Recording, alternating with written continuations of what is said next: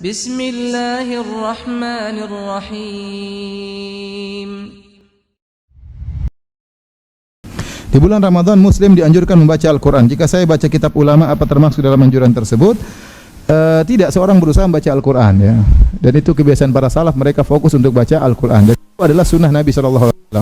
Nabi SAW ketika bulan Ramadan, Jibril datang alaihissalam. Kemudian Nabi SAW ya'ridul Quran ala Jibril. Rasulullah SAW muraja Al-Quran kepada Jibril. Ya, Jibril mengecek ya bacaan Nabi SAW. Karena Al-Quran bukan karangan Nabi, tapi dari Allah Subhanahu wa Ta'ala. Jadi kita berusaha untuk banyak membaca Al-Quran. Kalau bisa baca sekaligus baca artinya lebih baik, karena tujuan baca Al-Quran adalah untuk memahami maknanya.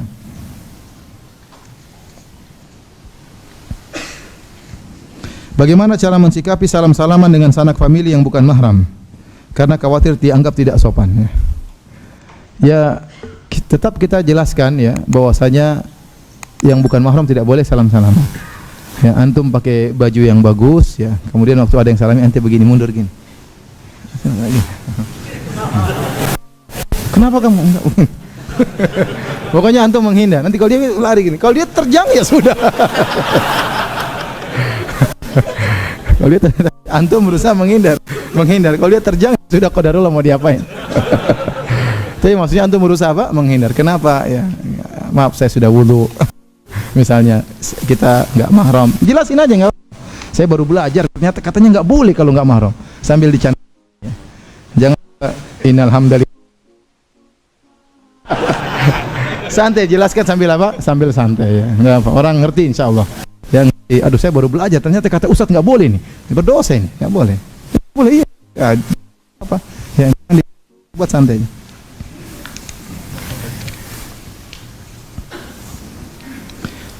Ada hadis berpuasalah maka makan sehat. Tadi sini hadis dhaif, sumu tasihhu, berpuasalah kalian akan sehat. Tapi hadis ini maknanya benar. Orang yang berpuasa ya akan apa? Sehat berdasarkan penelitian dan terbukti bahwasanya orang yang sering puasa lebih apa? Lebih sehat. Tetapi secara sanad hadis ini hadisnya apa? Dhaif.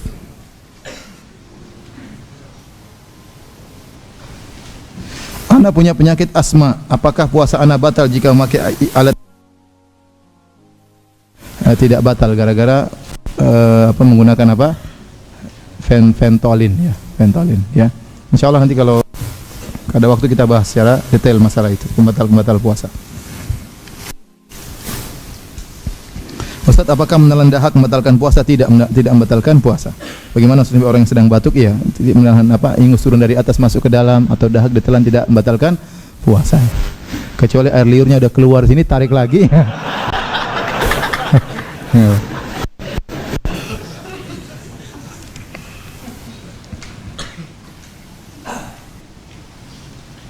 Ustaz, apakah boleh istri sholat tarawih di masjid? Ya, ini pemirsa Ahsan TV.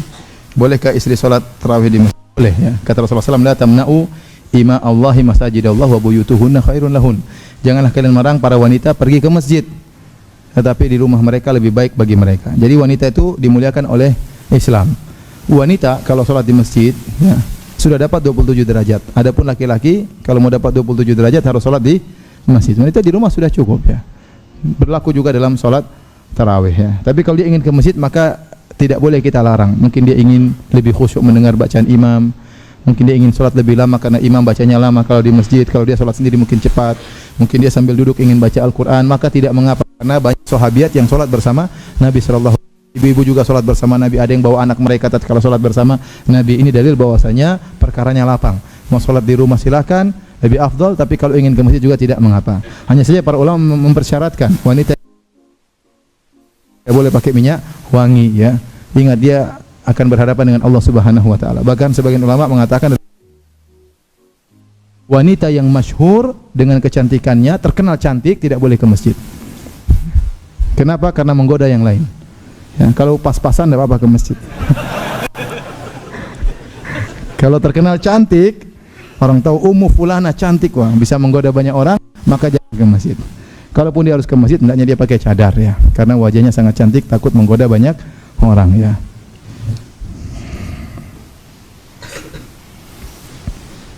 Bagaimana bekas air wudu di mulut setelah kumur? Apakah harus dibuang sampai habis? Buang sewajarnya ya. Jadi di kumur-kumur kemudian apa dibuang. Tidak apa-apa, itu rukhsah. Itu rukhsah keringanannya.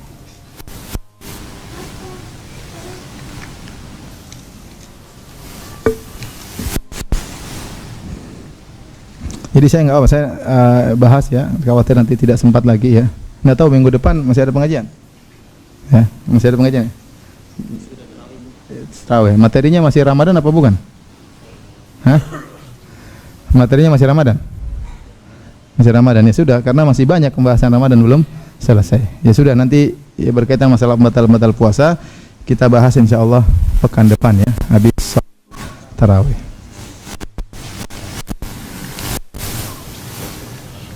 Saat bulan Ramadan setan dibelenggu. Apakah maksud dibelenggu di sini? Setan tidak bisa menggoda manusia. Mengapa masih ada muslim yang tidak berpuasa? Ya, wassalamualaikum. Jawabannya, para ulama menafsirkan wasufidati syayatin, setan dibelenggu. Ada yang menafsirkan maksudnya yang dibelenggu hanyalah al-maradah. Al-maradah artinya gembong-gembong setan. Adapun kroco berkeliaran. Ya. Jadi kalau ada orang masih bermaksiat di bulan Ramadan, berarti imannya lemah. Kenapa? Digoda sama kroco sudah KO. Ada mengatakan semua setan dibelenggu, baik yang gembong maupun yang kroco. Tetapi dibelenggu tidak berarti mereka tidak bisa beraktivitas. Mereka beraktivitas tapi terhalang. Seperti orang dibelenggu, diborgol, masih bisa gerak tapi sulit. Sehingga mereka masih bisa menggoda. Tapi kita yakin dan kita lihat kenyataannya di Ramadan aktivitas maksiat berkurang. Itu tidak? Iya, karena memang setan-setannya lagi liburan. Kemudian yang berikutnya, ingat, kenapa terjadi maksiat? Karena yang dibelenggu cuma setan-setan dari golongan jin. Adapun setan dari golongan manusia, ya, tidak dibelenggu. Kemudian kenapa kok masih ada maksiat? Karena kata para ulama bahwasanya kemaksiatan timbul dari dua faktor, faktor eksternal dan faktor internal. Faktor eksternal godaan dari setan jin maupun setan manusia, internal dari hawa nafsu yang menyuruh kepada keburukan. Ya. Taruhlah seorang tanpa ada setan, tanpa ada macam-macam, semuanya lagi di penjara, lagi dibelenggu, ya seorang bisa jadi memang sudah jadi setan manusia. Ya. Jadi dia sudah diajarin, dilatih sama setan 11 bulan. Waktu bulan Ramadan setannya cuti, dia sudah terlatih.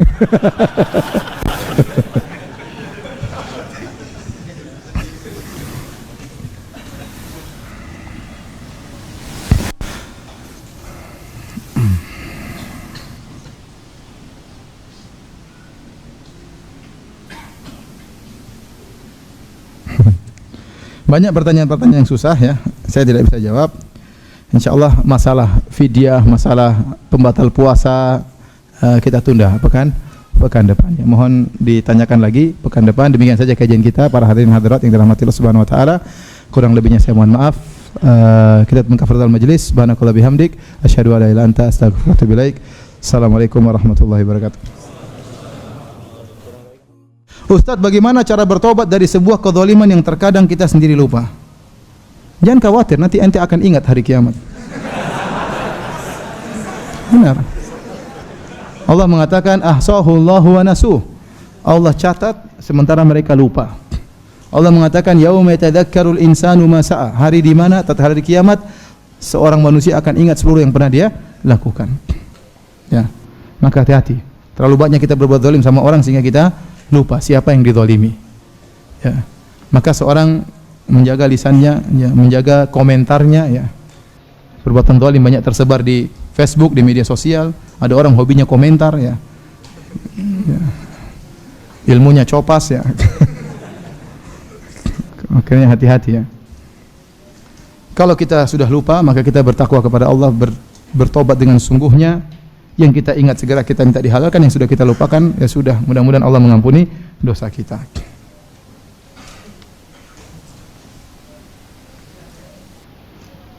Waktu kecil anak pernah menjadi, waktu belum balik ya, pernah mencuri tiang-tiang pagar tetangga. Dia masih ingat, dia ada orang yang ingat. Ada yang lupa. Ini bagus masih ingat. Sekarang anak sudah beberapa kali pindah dan lupa tetangga siapa yang tiang-tiangnya saya curi. Bisakah atau bagaimana cara anak menghalalkannya? Apa karena belum balik anak tidak ada dosanya?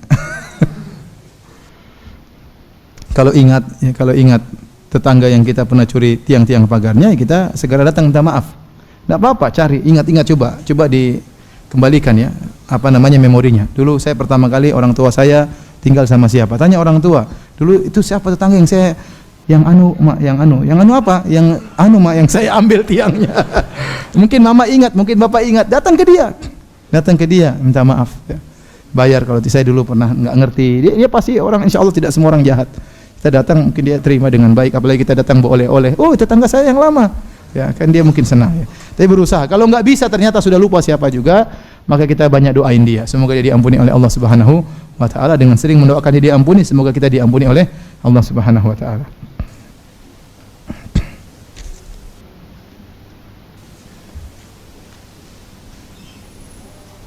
Ustaz, bagaimana jika zalim terhadap hewan kucing, tapi kucing tersebut buang kotoran sembarangan serta sering menumpahkan barang-barang? Oh, itu saya kurang tahu ya. Antum nanti disidang sama kucing kali. Jadi mau saya, kalau kucingnya nakal ya dijauhkan ya, dengan cara yang jangan berlebihan ya. Ya dijauhkan gimana caranya, diusir ya, mungkin intinya bagaimana caranya tidak datang lagi. Karena ada orang jengkel sama kucing, diambil sambal taruh di kucing. Ini saya pernah lihat gitu, ada orang ambil sambal taruh di mulut kucing. Kucingnya bingung gimana. Dia lap-lap nggak bisa hilang-hilang ya. Bingung. Kasihan. Jangan seperti itu ya. Ya bagaimana caranya ya supaya kucing tersebut tidak mengganggu. Karena cingkrang dan berjenggot, saya pernah dipermalukan di hadapan publik oleh seseorang. Saya sakit hati. Apabila saya menghajar, boikot dia, apa termasuk memutus tali silaturahmi? Sebaiknya tidak usah lah. Ente sakit hati, ente maafkan. Saya bilang ya, kalau kita dizalimi, ada 3 Allah berikan kesempatan bagi kita. Kalau kita dizalimi, yang pertama ya adalah kita membalas ya. Yang pertama kita membalas. Dan ingat, kalau kita balas harus sesuai dengan apa? Takarannya. Tidak boleh lebih daripada kezaliman yang dia lakukan. Ini sering saya sampaikan. Kalau orang bilang kita anjing, maka kita bilang kamu juga anjing. Tidak boleh kita bilang kamu anjing rabies, itu berlebihan. Tidak boleh. Ya. Fa in aqabtum fa aqibu bimithli ma uqibtum bih. Kalau kalian dizalimi maka balas sesuai dengan apa? Wa jazaa'u sayyi'atin sayyi'atun mithluha. Balasan terhadap keburukan yang semisalnya. Tidak boleh berlebihan. Ya. Ini apa namanya? Jadi yang pertama kita balas semisalnya, yang kedua kita balas lebih, maka kita yang berdosa. Tadinya dia yang zalim, sekarang kita berganti kita yang apa? Zalim. Yang ketiga kita memaafkan. Sekarang ada 2. Kita balas di dunia atau kita maafkan. Ada orang dia tidak mau maafkan. Ada orang berbuat zalim sama dia, orang itu menyesal datang minta sama dia. Oh, saya enggak mau maafkan kamu. Kita urusan di akhirat. Apakah orang ini salah? Dia tidak salah. Itu hak dia. Saya bilang, saya enggak mau maafin kamu. Enggak. Terus nanti di akhirat. Yang sana juga emosi. Ya sudah, kita ketemu aja di akhirat. Jadi dia punya hak 2 ya. Yang penting jangan dia membalas lebih. Yang satu dia balas, dia apa namanya, dia tidak mau memaafkan dan dia ingin untuk di akhirat. Yang kedua dia maafkan. Kalau dia balas di dunia, maka sudah selesai. Kalau orang bilang anjing, dia balas anjing, sudah enggak ada pahala sama sekali. Ya, sudah selesai, dia sudah melampiaskan. Ya, ini boleh, tidak berdosa. Yang kedua, dia tidak mau balas tapi dia ingin untuk di akhirat. Ini juga boleh. Dan yang ketiga, dia maafkan di dunia. Dan ini yang terbaik. Kenapa? Kalau dia maafkan di dunia, maka pahala memaafkan itu lebih banyak daripada transferan pahala orang tersebut kalau dia tidak maafkan. Saya ulangi, kalau dia maafkan di dunia, maka pahalanya lebih banyak daripada transferan pahala orang yang tidak mau dia maafkan nanti di akhirat. Karena inilah yang dianjurkan oleh Allah Subhanahu wa taala. Wa man afa wa aslaha fa ajruhu 'ala Allah. Barang siapa yang memaafkan, berbuat baik, maka pahalanya di sisi Allah. Kata Allah, wal ya'fu wal yasfahu ala tuhibbuna ayaghfirallahu lakum. Hendaknya kalian maafkan dan berlapang dada, apa kalian tidak ingin diampuni oleh Allah Subhanahu wa taala. Dan orang yang maafkan hidupnya tentram. Sudah selesai, dia maafkan, biarin aja lah. Itu orang enggak ngerti, bahlul, mau diapain ya sudah. Mau diurusin semua orang yang menghina kita, dia tidak ngerti mau diapain. Dia dihasut oleh orang-orang enggak benar, dia diprovokatari, mau apa?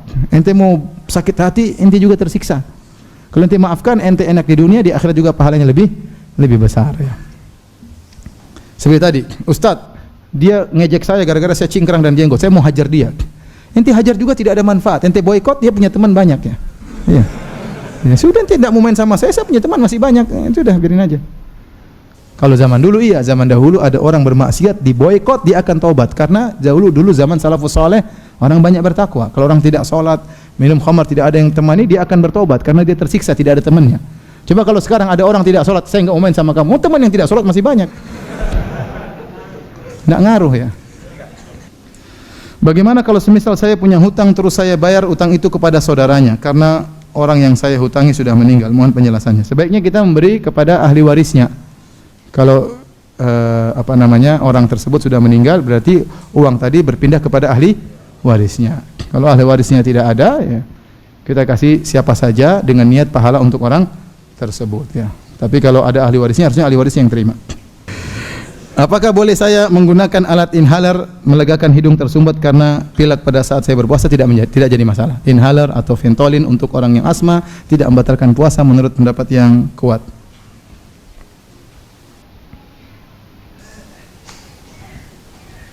Ustaz, apakah boleh jika ikut salat tarawih di masjid sampai 8 rakaat lalu pulang ke rumah dan dilanjutkan witir 3 rakaat? Sebaiknya ikut sampai selesai. Kalau imamnya 23 rakaat sampai selesai. Karena Nabi mengatakan man shalla ma'al imami hatta yansharif kutiba lahu qiyamul lailah. Barang siapa yang salat sama imam sampai selesai dicatat baginya salat semalam suntuk.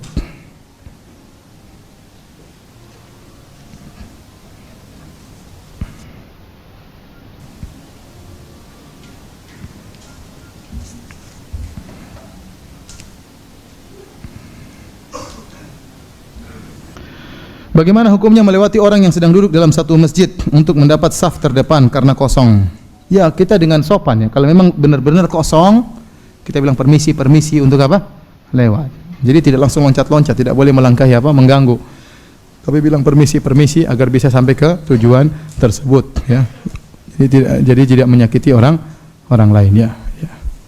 Dan tidak boleh mengambil ya tempat orang. Kalau ada orang di situ kemudian dia pergi sebentar, jangan kita ambil posisi dia ya, tidak boleh. Karena saya cerita nih, saya pernah di Masjid Nabawi. Jadi untuk mendapatkan saf pertama tidak mudah. Kita harus nunggu ngantri, nunggu orang depan kita pergi. Kalau dia sudah pergi baru kita masuk.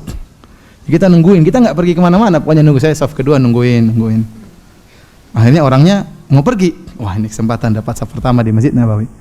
Kemudian dia pergi berdiri, saya mau masuk, tiba-tiba ada orang dari jauh lempar sorbannya.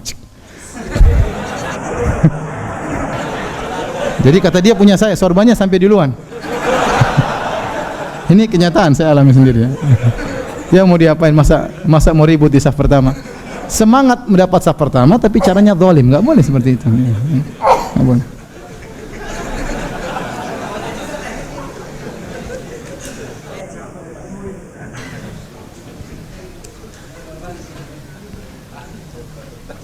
Ustaz, jika dahulu saya pernah menggibah orang lain yang muslim, apakah saya harus minta maaf dengan pemberitahunya secara detail kepada orang tersebut atau kita harus menutup aib diri kita?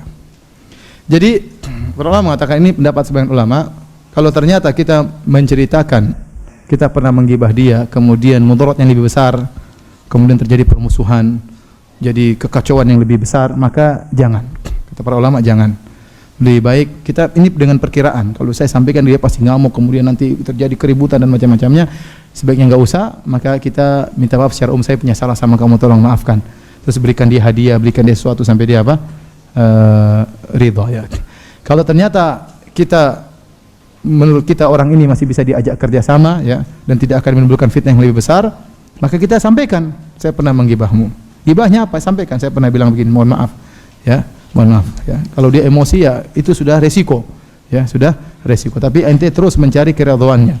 Berikan hadiah kayak, berikan pemberian kayak ya. Bahkan Syekh Utsaimin mengatakan kalau kita pernah menggibah orang, terus orang itu tidak memaafkan kecuali dengan duit, kasih duit. Saya tidak memaafkan kamu. Ya sudah, kalau gitu saya bayar bagaimana? 3 juta, 5 juta kasih, kalau ente punya uang 5 juta. Yang penting dia halalkan. Karena kalau di akhirat ente tidak bisa bayar. Ya. Saya pernah ketemu seorang syekh. Dia cerita sama saya di Madinah waktu itu. Kata dia, ada syekh yang lain suka menjelek-jelekan dia, suka menjatuhkan dia, suka menggibah dia. Tahu-tahu sudah lama orang ini suka menjelek-jelekan saya, kata syekh tersebut. Suatu hari tiba-tiba dia telepon saya. Telepon, kemudian dia bilang, "Oh, Anda fulan?" "Iya." saya si fulan, saya punya salah sama kamu, saya begini. Terus kenapa? Saya minta nomor rekeningmu. Ya.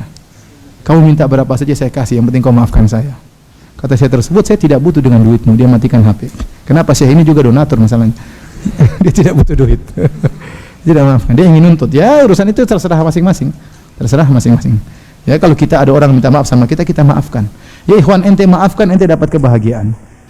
Orang datang bilang gini, saya pernah gini, Ustaz, ya udah biarin aja. Udahlah, ente enggak ngerti mau diapain. Saya pernah gini, udah biarin aja. Ente lebih tentram hidup ini daripada ente kemudian mikir, sakit hati, ya, kena stroke dan macam-macamnya. Ya. Sudah maafin aja.